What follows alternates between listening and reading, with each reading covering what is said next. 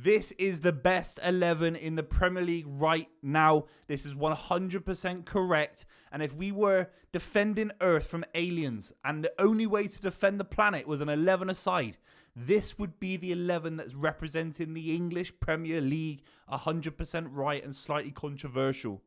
In goal is probably the easiest pick, ironically, out of everyone that you're ever going to pick in an 11. Firstly, we're playing 4-3-3. That's just down to, I think, most sides play 4-3-3 these days. Very, very rare 4-4-2s. So we're not going to try and squeeze two strikers in there. Alisson in goal. I think there's an argument he's better than Peter Cech. There's an argument he's better than Edwin van der Sar. I'm not necessarily siding on that argument, but the fact he's in this conversation is testament to how good this guy's been. He's won everything with Liverpool, and I think his shot-stopping ability is right up there. Plus, you add his distribution, which I think is completely underrated. People talk about Ederson Alisson like chalk and cheese when it comes to distribution. But actually, Alisson's distribution out from the back is 100% quality. He rarely makes a mistake. Ironically, he does sometimes... His probably weakest part of his game is coming for crosses. I think that's fair to say. And I think he's sewn that up as well. I think Alisson is a country distance ahead of everyone else. And I love Ederson. I think Ederson's actually chronically underrated by many football fans. He's a better shot stopper than people give him credit for. He's not this...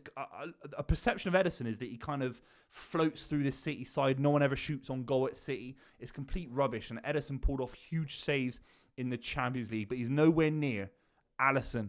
Now, right back is very controversial for me. I watched Kyle Walker in the Euros. I thought he had a decent campaign. It wasn't prime Kyle Walker. I think he was limited by Gareth Southgate's managerial or lack of managerial quality. I think this 11 would be managed by Pep Guardiola facing the aliens. And ultimately, Trent would find a way into this 11 based on how good he is on the ball. He's been exceptional at the start of the season. He's won everything for Liverpool. He is a leader. And I actually think he's completely underrated for how good he is defensively. I think he's not absolute rubbish defensively. He's a solid 7 out of 10. People expecting a 10 out of 10 Cafu-like Trent performance defensively. You're not going to get it. But he's not Tony Hibbert. He's really not. He's a good defender on his day, and he's a world-class footballer in terms of what he can do on the ball, his passing, his shooting, his leadership, his experience. And I think Pep Guardiola, in a completely neutral situation, this isn't about transfers. This 11 isn't about the highest ceilings or future 11s. Right now, I think Trent is at a higher level than Kyle Walker. I love Kyle Walker. I think he's the second best defender right back in the history of the Premier League. But right now, I just saw enough where Spain, a few Man City games last season, were able to get at him a little bit. I still think there's an argument he's the best right back in the Premier League. I think it's very, very close. But I just think Trent's ahead of him right now. The two centre-backs, again, this might be slightly controversial.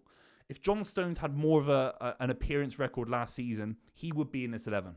He's the best ball-playing centre-back in world football. He's the only centre-back you can actually say can play in midfield and knock it around. A bit like how we talk about Beckenbauer. Saliba can't do it like John Stones. I'm sorry. He's a Rolls Royce on the ball. His distribution is unbelievable. It's world-class distribution.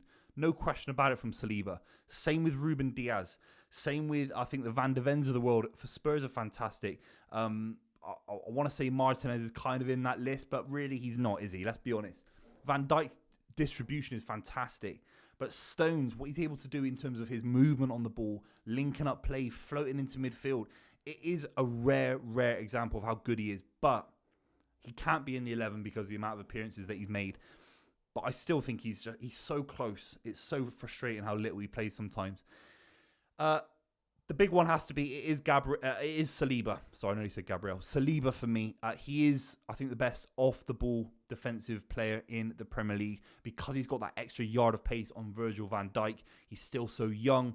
And the big telltale sign for me of when a centre-back, how good a centre-back is, because sometimes they're not always getting targeted. Sometimes a goal is conceded from a goalkeeping error or a 30-yard world-class strike.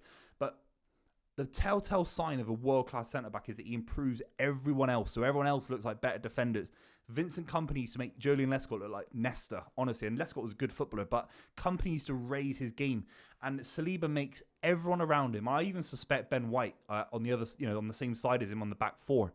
He raises Ben White's game. He makes David Raya more secure. He raises 6 or 7 people around him to a much higher level. And that's why he is the best centre-back in the Premier League, joint best with Ruben Diaz. Now, I know Virgil van Dijk had a great season, But Ruben Diaz has not won the Premier League since coming in into English football. He's won a treble. He was instrumental in that campaign as well. Defensively, he was unplayable at points. He's got more mobility than Virgil van Dijk. There's no question Virgil van Dijk is on the decline.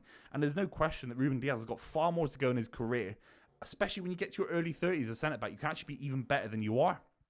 There are versions of Rio Ferdinand. There are versions of John Terry that were only going to improve when they hit those 30s, when they knew maybe their time was up a little bit. They were far smarter at reading the game.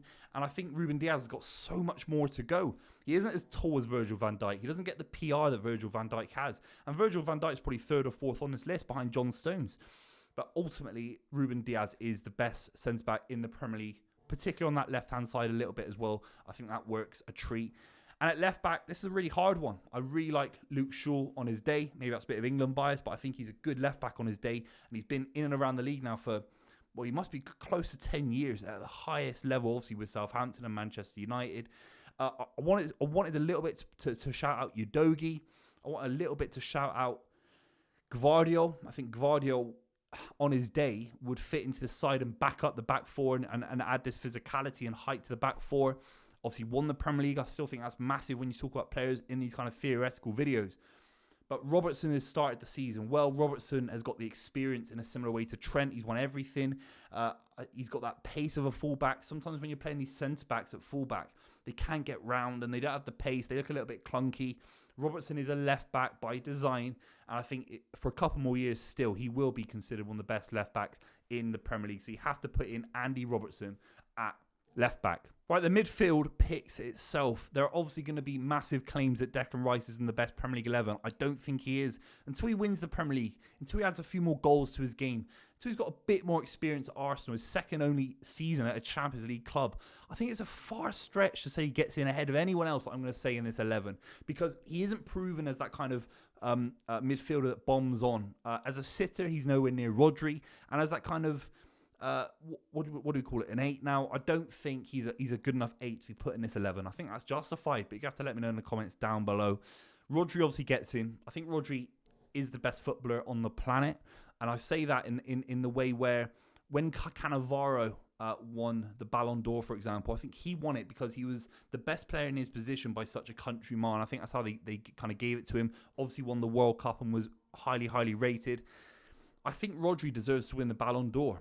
He doesn't score 25 goals a season, but the Ballon d'Or shouldn't be about that. The Ballon d'Or should be how good you are in that position relative to the sport of football. And Rodri's gap from 1 to 2 in the DM position in world football is bigger than the gap between any theoretical arguments we have between Vinicius, between Rodrigo and Mbappe, between the likes of Cole Palmer at Chelsea, all these players that we can talk about, world-class forwards like Haaland and so many others, Bukayo Saka, Salah. There's an argument there. There are different teams, different fans would have different selections of those world-class players. Every side in the world would pick Rodri at the base of defensive midfielder. I think that's absolutely fair enough to say. The two attacking midfielders next to him, for me, and this is Guardiola if he's picking this 11 to play in this theoretical side, it would be Phil Foden and De Bruyne. Phil Foden's just won PFA Player of the Year, won the Champions League. His goal's huge in that campaign as well. De Bruyne, I still think, is operating at a much higher level than Odegaard. Big goals he's scored in the last couple of years to win Premier League titles. He's influencing things.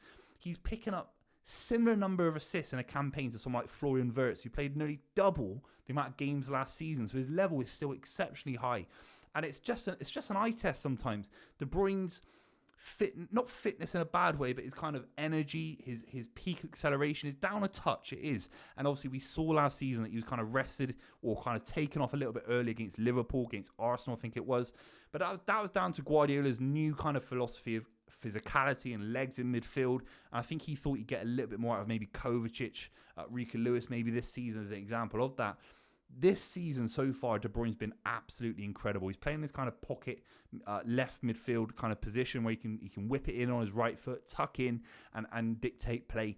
He's still at the highest level of any player in that position in the world, in my opinion. And Phil Foden's a different kind of player, can carry the ball, but you have to put in Phil Foden. I think he gets in ahead of McAllister at Liverpool. I think he gets in ahead of Odegaard. I really do. I like Odegaard, but I don't see him do it in the big games. He hasn't scored those big goals in the Champions League yet. And that's a big yet. When I say yet, it means he could still do it. But right now, we're recording. When am I recording? 4th of September. Right now, he isn't at the same level as Phil Foden scoring goals against Dortmund in the Champions League quarterfinals. He's just not. And until I see it, how can I put him into the best 11? I can't, lads. I can't. The front three, I think, picks itself, really. On the right is Salah. If you're a real Arsenal fan, if you think Saka gets in over Salah, you can't play Saka left wing. I don't think you can play Saka left wing. And that is a big issue.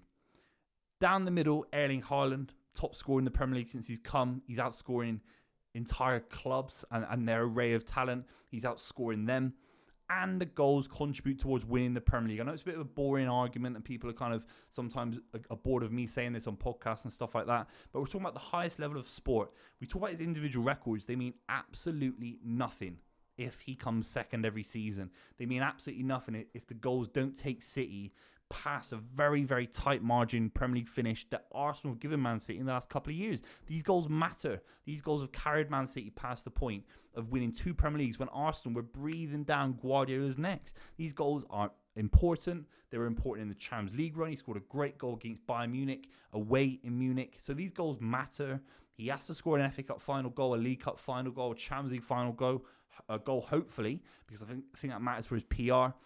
But ultimately, Haaland is obviously down the middle. And then on the left, this is the issue. Because Saka is so feverishly denied ever wanting to play left wing or left back for England, how can I put him there in all good consciousness? I have to put in Cole Palmer. I think he's got the most technical ability of anyone that I haven't already mentioned. He's already getting, 4 or 5 assists already this season, I think it is. He's scoring so many goals in the last couple of years. Big goals as well. I think he's outrageous. If he was Brazilian, he would honestly been linked to Neymar levels. I know it's crazy. But maybe it is a little bit crazy. But he's approaching that in terms of skill, in terms of natural ability. Maybe not the same flair as Neymar, but he's going right to the top. And Cole Palmer has to get in. And I think he'd be happy to play in that system. He could come into midfield a little bit easier than Saka could. I think it'd be an absolute mistake to do the best Premier League 11 and not include Cole Palmer. Let me know what you think in the comments down below. I've missed a few out. Maybe Bruno Fernandes, maybe one of the Spurs fullbacks potentially. It's getting a little bit tight. No keepers really spring to mind for me. I think for me, that is the perfect 11. I think I've got it 100% right. Yes, maybe you could play Salah as a false 9 or with a 4-4-2 with Haaland and then get Saka on one wing. But I think you're stretching it, lads. Let me know what you think in the comments down below. I'll see you very, very soon.